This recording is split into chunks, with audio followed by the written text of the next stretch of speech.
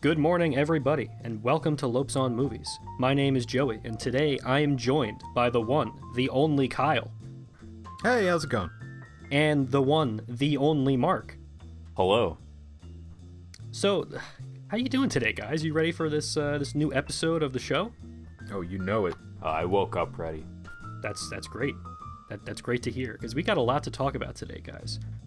So the movie that we saw, Parasite, we'll be getting to that in the second half of this episode. But for right now, we want to start with a little bit of movie news and updates. So, first thing, literally a minute before we were starting to record this podcast, or this radio show, I should say. Whichever. Yeah, it doesn't matter. Martin Scorsese released an op-ed in the New York Times called "I Said Marvel Movies Aren't Cinema. Let Me Explain." So, I mean, that's crazy. You know, right before we're about to record this episode, and you know, we all agreed earlier we were done talking about the Martin Scorsese controversy. He releases this bombshell. So obviously, this show is just like we're just littered with synchronicity here. Yeah, it's all the Renner stuff. It's wild, crazy. So this drops. So obviously, we have to stop everything and read this. So we're not going to get into it in depth because honestly, like, none of us are going to be capable of doing this article justice at all. But all I will say is that I think this is probably the most important piece of writing on the current state of the film industry ever written. And apparently you get one free New York Times article a month. I highly recommend you make this your one. Yeah, make it this one, man. Like, I encourage everybody to look this up and read it. And like, regardless of how you feel about the Marvel movies, like, if nothing else, I think this really clarifies his position on the whole thing in a way that I think is both fair and really thoughtful. So I really encourage everybody to check this out, and hopefully this will end the whole controversy. But it won't. I mean, we don't won't. There's still going to be. Hear that, fanboys? Put down those pitchforks and give this a read. Or better yet, just go see The Irishman. Yeah, go see The Irishman. Mark, you saw The Irishman. Me and Kyle haven't seen it yet, but obviously we are both. Oh, but don't worry, I got my Netflix account all set up. I will say this. Go see The Irishman if you can do that. We will talk about The Irishman next week once me and Kyle have gotten a chance to see it. Needless to say, I'm sure the opinion will entirely flip by the time that happens. They're both going to call me a fraud. They're going to be like, why did you send me to this movie? I don't think that's going to happen. I think I have a pretty good feeling about The Irishman. I'm just going to throw that out there. All right, let's get to the next little bit of movie news. And this is something that I think is kind of funny. So, if you remember from a few months ago, it's probably over the summer, the showrunners of Game of Thrones, David Benioff and D.B. Weiss, were announced to be directing a new trilogy of Star Wars films. And just recently, I think as early as last week, it was announced that they have left that project and are no longer going to be working on these movies. So it's such a shame. They both them and Kathleen Kennedy of Lucasfilm cited the reason as scheduling issues, which hey, scheduling's hard. Scheduling is tough. They were just both going to like a couple of parties, and they just exactly. Oh man, I just can't make it to Star Wars. They're spending so much time in their post Game of Thrones bunker that they just I checked a couple of weekends, and I just can't make the shoot that day. I can't squeeze you in. I'm sorry. Yeah, I just don't think it's going to happen. So needless to say, that's obviously not why they left the Star Wars movies. So according to a report from The Hollywood Reporter, the situation was considerably less simple than that. So first of all, apparently Kathleen Kennedy wasn't very happy with the $250 million Netflix deal that they just signed, Benioff and Weiss. So, and understandably, it would probably be... In a way, that's difficult. kind of them saying that, like, Disney was telling them that you're too busy for us. Yeah, apparently. exactly. Well, they did... I mean, when you sign, like, that big of a deal with Netflix and you're supposed to be making 3 Star Wars movies, I could understand, being a little bit nervous about that. Makes sense. But the other reason cited by The Hollywood Reporter and their anonymous sources was that Benioff and Weiss were evidently nervous about the toxic fandom of Star Wars. And I mean, that's not making it any easier. So particularly after the negative reception to the end of Game of Thrones, I mean, honestly, like, I don't blame the guys if that's the reason. Like, it's just imagine going from the end of Game of Thrones, which everyone hated, and then making a Star Wars movie, which Where everyone will everybody's, probably like, hate. Yeah. Like, you would alienate two giant fan bases. Like, you would, like, could you imagine, like, living with that? That would be terrible. It's kind of amusing in a way, though. It is a little amusing. Oh, yeah, it's definitely amusing. Nonetheless, these guys, I think, made the right call to distance themselves from Star Wars. But the funny thing is that them doing that kind of put Star Wars in a little bit of a tough situation, because those three movies were scheduled for, I think, 2022, 2024, or whatever. You know, they had them on the docket, and it didn't sound like they had them very far along either. So no, they didn't. They could just pick it up and hash it out. Yeah, exactly. But the point was, like, they had a plan for Star Wars. Like, it was a vague plan, but they had a plan. Now they don't have a plan, because when Rise of Skywalker, or whatever it's called, comes out in December, that's it. Like, they have, like, their TV series on Disney Plus, but in terms of, like, theatrical Star Wars releases, they got nothing right now. Like, they have no plans except for this alleged Rian Johnson trilogy, which I think everyone is just counting the days till that's canceled. I mean, you know, with how The Last Jedi was, everybody's real happy about that. I'm sure they're real excited for Rian Johnson to dive right back into some Star people Wars. love that. Some people, sure. It's needless to say, The Last Jedi was a divisive film. Yeah, I was gonna say. So regardless of, you know, some people like it, many people despise it. I think Disney is not in the business of putting out divisive entertainment. So I don't think that Rian Johnson is somebody that they will really be interested in working with long term. Yeah. So I mean, let me just pose this question to you, because I have my own theory. How long until that Rian Johnson trilogy is canceled? Oh man, I give it an over of maybe, like, you want to let this news dissipate, right? So maybe Q1 next year. No more than 6 months. I actually said pretty much the same thing before summer 2020. I think, because the thing is, like, Disney needs to announce their future plans for Star Wars movies pretty soon, I would think, because The Rise of Skywalker is coming out soon. So if they don't have anything, you know, announced, like, the fanboys are gonna, you know, revolt or something. I mean, you know, these Disney Plus TV series aren't gonna satiate the rabid fans that the Disney audience has, or Disney's. Have you seen that Mandalorian trailer? No, I haven't actually. Oh, well then there you go. But I don't know anything about that show. Yeah, I actually have avoided. It's about the Mandalorian. It is about the Mandalorian. That is true. Speculation: who's even left? Who can direct? They're just going to do what they always do. They're going to look for some new rising talent and prop them up. Well, actually, let me step back, because there is one other thing. The darling of Marvel himself, Kevin Feige, was announced semi-recently that he was going to be working on a Star Wars project. So my gut is that Kathleen Kennedy and Lucasfilm and Disney really want to put all their eggs in his basket because of just how successful he's been with Marvel. Because really, if you think about it, like, these Star Wars movies that Disney has done have been really, like, hit or miss for the company financially. Like, just even disregarding, like, how audiences have responded to them or whatever. They haven't performed as well as I think Disney was hoping. I don't think they expected them to do like this. No, and they've been very creatively confused, and nobody really knows what's going on. It feels like they don't know what to do with Star Wars. Okay, I have a real long shot, but I think this might play out. I have a dark horse guy. Okay.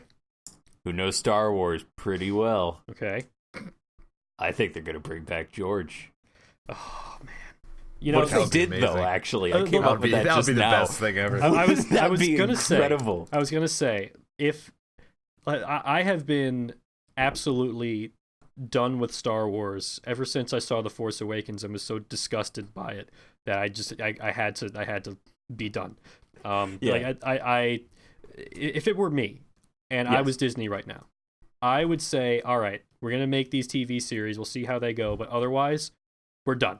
No more Star Wars. Like, just period. Because I am so sick of just seeing, like, the reanimated corpse of this franchise, like staying alive, like Weekend at Bernie's style, by these incompetent people. Like, I just want it to be done. I just want to stop seeing Star Wars and stop having to talk about Star Wars with people. But Joey, if George came back, well, that's what I was going to say. So if they said, okay, we recognize that what we did with Star Wars was a little bit divisive to people and a little bit creatively bankrupt. I would say completely creatively bankrupt, but whatever they want to say. Whatever they want to say. George, let them hedge it. We're going to give you back Star Wars, and we're going to let you do whatever you want. Just like the prequels. I'm sold. I am 100% there day one. Sign me up. Sign me up for Phantom Menace 2. I am in the theater. It would be refreshing, frankly. It would be refreshing, right? Like, we spent all this time like hating on the prequels because they're garbage. But then the alternative, and they are garbage, but the alternative that we got instead is like the lifeless husk of the former Star Wars movies and whatever The Last Jedi was. I don't even know what that was. At least they were.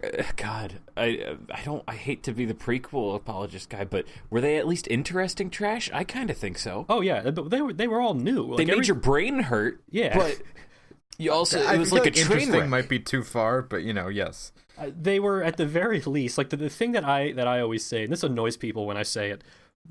But the way I see it, the Star Wars prequels are garbage, but at least they're art. They were made by an artist who had a vision and tried to do something new. It's not like these new Disney Star Wars movies where they're basically just curating a brand and creating fan service. Man, at least they're like they're bad enough in a way that's interesting that to me, I actually prefer the dialogue scenes. I can stand watching through awful alien literal space alien stuff that George Lucas writes all day. It is fascinating. It's fascinating. Yeah. It's incredible. I mean, I never thought that I would live in a world where like I would have anything positive to say about the Star Wars prequels. But in this these dismal times with this lifeless husk of the Star Wars franchise just hobbling along, I mean, man, I long for the days of I don't like sand. Of sand.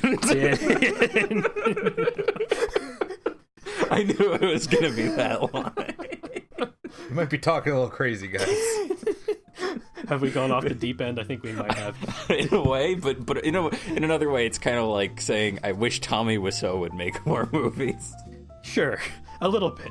But it's in that ballpark. Credit to George Lucas. What he was doing with the Star Wars prequels, at least he was trying to advance film technology in a way, and you could say that's not necessarily a good thing because he basically pioneered all digital filmmaking, which for better or worse is kind of the world we're living in now. But he was trying something new with those movies. He was really trying to. He wanted to do unique stuff. He did. So I respect those movies a lot more than I respect anything that J.J. Abrams has ever done with his life. Side note, I'm sure at least most people have heard of this by now, but it's well worth going and watching the behind-the-scenes documentary for The Phantom Menace. In a way that's actually a much, much better movie than the actual movie turned out to be. Oh, yeah, it's fascinating. You will have... It's really compelling. Yeah. Really compelling stuff. Definitely track that down. I think it's on YouTube. It's on YouTube, yeah.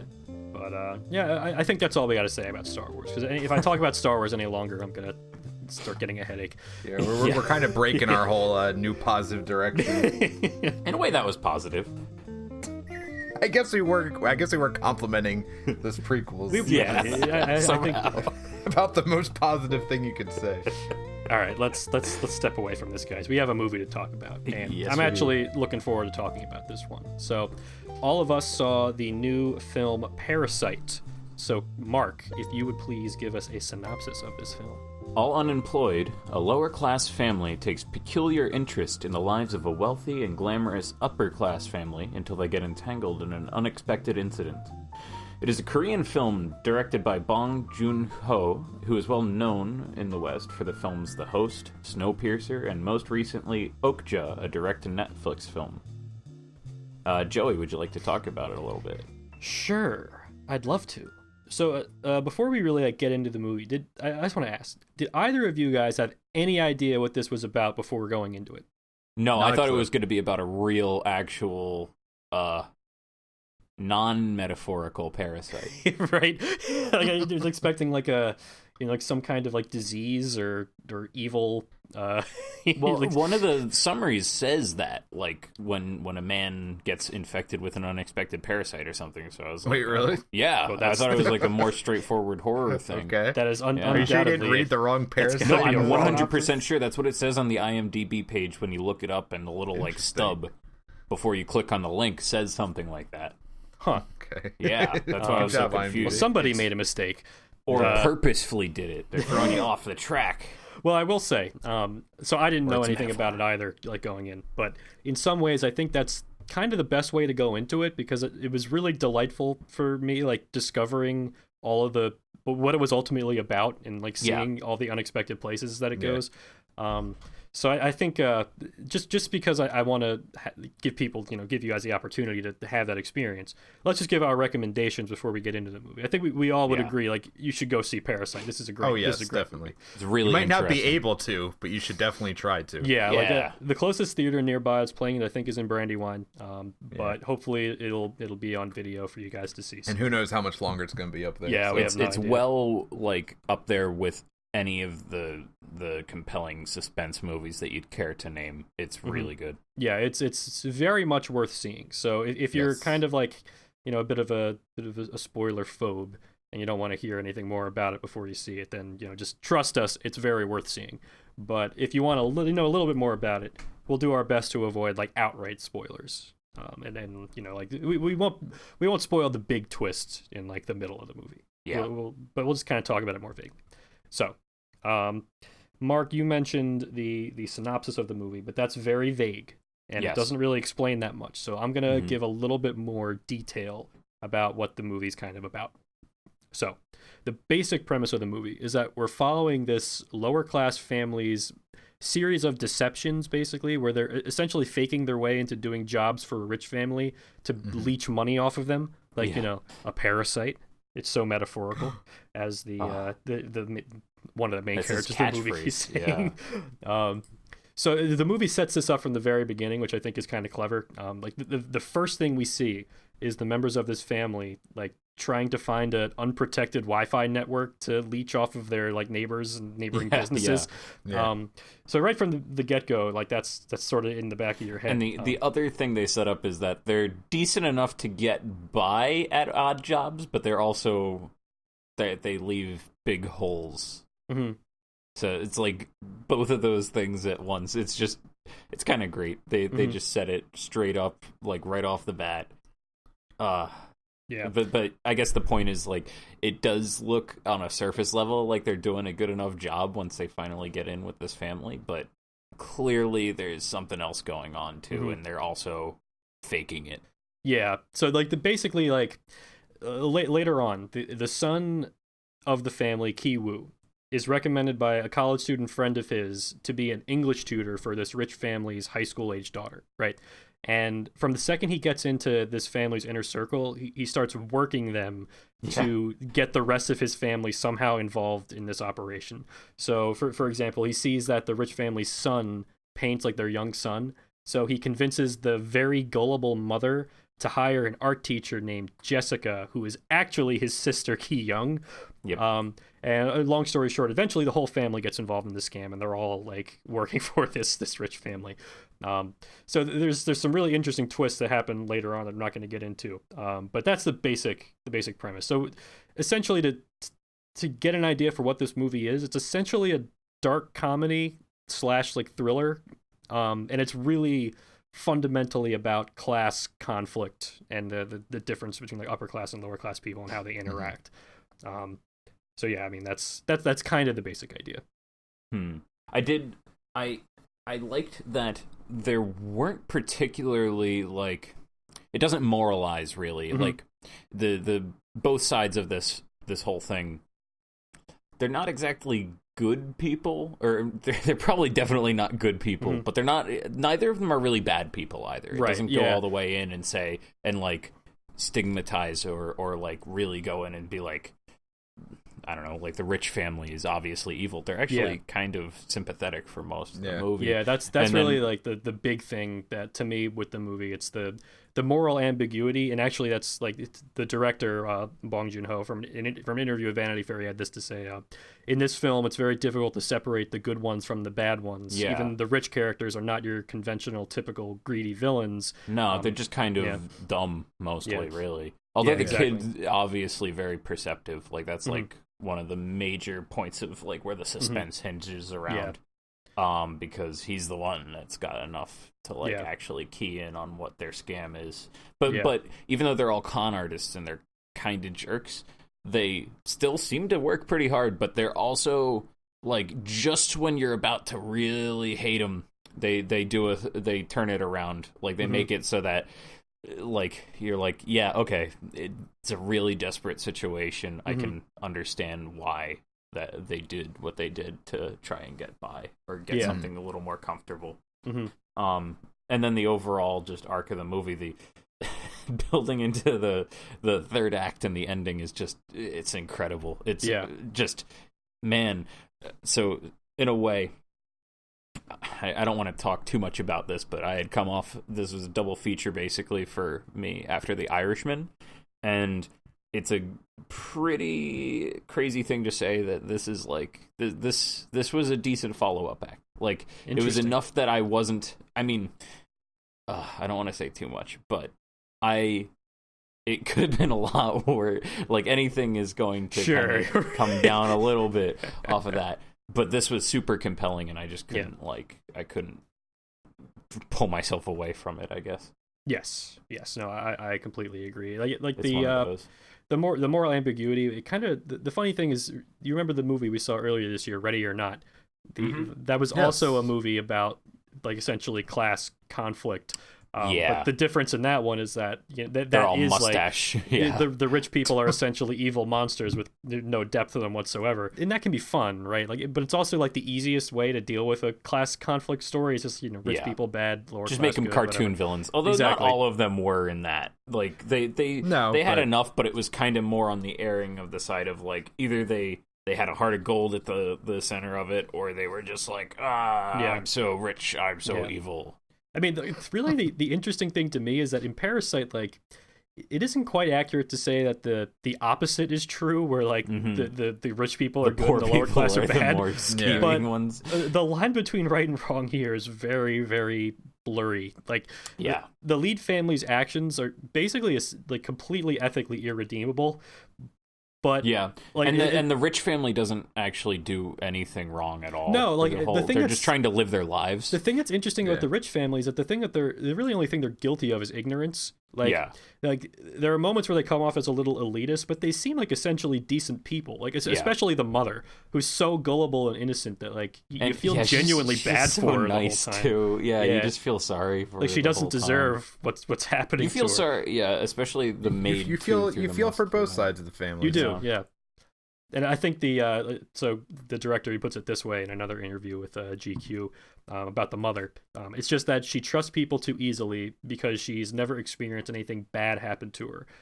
That character, she probably married into a rich family very young, led a very sheltered life under her parents, and never really struggled. I think you need to have something bad happen to you to start doubting people. She just never had that kind of thing happen to her. So really it's about like... the only thing that the rich people are really guilty of is just not being aware of like the privilege that they've had in their lives and not recognizing like the struggles that people are having issues outside of their their little bubble. There's a couple of like metaphorical bits that are pretty like key on that, especially smell. That plays a big part in this movie. A lot. I guess I keep saying this, but a lot of the suspense hinges off just a few key elements. One of them is smells, which is kind of weird. But it kind of creates a wall between the two families. I also was very amused at how the dad was so proud of his kids for being such great scam artists. Yeah, that was really funny. That was pretty funny. I mean, the movie is like largely it's very funny until it gets to a point where the lead family, it's kind of hard when you can say the line is crossed, But at some point, they definitely crossed the line. Yeah. Did they cross the line, Joey? Well, okay, but by the end, certainly you no, know. I meant there's a line that keeps being repeated about you can't cross the line. Well, that's actually funny. Yeah, there is and that's actually a point against the rich family. That line in particular kind of highlights their elitism. Although he was using it in a relatively reasonable circumstance when you're first thinking about it, and then later on it comes off as more elitist. Yeah. I mean, the basic point here is that this is a very there's nothing subtle about the movie, but it's very nuanced. Like there's so much, and it's really interesting. Yeah. Like this is a really unique premise too. Yeah. Like I don't think I've ever seen a movie quite like this. So it's very unique. I would say it's similar to other, I can't call them high concept, but like strong concept type movies, like Cachet and stuff like that. And The Gift. Yeah, sure. Like these weird suspense movies about like high tension situations between people. Yeah, and I think Bong Joon-ho mentioned that he has one of his bigger influences is Hitchcock, and I think that's pretty sense. Clear. Like, Hitchcock's thrillers are kind of act in a similar kind of mode as this, but this is very Hitchcock unique. Makes a lot of these too. So I mean, absolutely, everybody, you should go check this out because it's very nuanced and very interesting, and it makes me want to see it again just to see if there's anything I could pick up on that I didn't get the first time. Yeah, some foreshadowing, maybe. Yeah. I'm sure there's tons of that. Yeah, I'm sure there's a lot. So. Oh yeah, I bet this is enough big twists that there has to be something in their first couple acts. Yeah, I would think so for sure. So I mean, I doubt I'll get the chance to see it while it's still in theaters, but I'm definitely looking forward to catching it maybe when it comes out on Blu-ray VHS. or something, or VHS. On VHS, Betamax. Yeah, Betamax. Oh yeah, Betamax tape. Are there any other film formats that Laserdisc? It's like the size of a record. Yeah, we'll get it on It's Laserdisc. amazing. That's what we'll do. We'll get Parasite on Laserdisc. Hell yeah. Oh, I can't. You know what? It's gonna be very interesting to watch this movie at 1.5 times. Oh yeah, that will be interesting. That'll be metaphorical in and of itself. Then you really have to look for the symbolism. All right, everybody. Thank you so much for listening. Next week, we are going to finally be able to bring you a review of the new Martin Scorsese film, The Irishman. Connor's already seen it. Mark's already seen it. A lot of people I know in New York have already seen it. And the only bit of stuff that they'll tell me about it is that they immediately want to see it again. So I said that as the credits are rolling. So that's. Take that what you will, but nonetheless, I'm extremely excited and I can't wait to talk about it on the show.